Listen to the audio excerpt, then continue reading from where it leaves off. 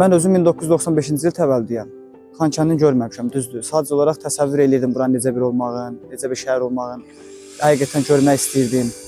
Allah ordumuzu qorusun. Ordumuzun sayəsində, cənab prezidentimizin sayəsində antiterror əməliyyatından sonra Xankəndi şəhərinə addım atdıq.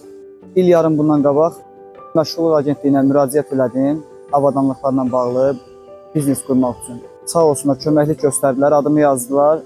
Sonra kursa başladım. 10 gün kursdan olduq. Bir ay müddətində də avadanlıqla təmin edirlər. Bizə məlumat verildi ki, Qarabağda biznes artırmaq üçün, biznes inkişaf qurmaq üçün getmək istəyirsinizsə, müraciət edin bizə və sizi göndərək orada işləyin. Bəli, bir müddət içində də gəldim bura. Məşğulluq yenə də sağ olsunlar, köməklik göstərdilər, avadanlıqlarla təmin elədilər. Obyekti götürdük və işə başladıq. Öz doğma torpağımda iş qurmağım mənim üçün böyük bir fəxrdir.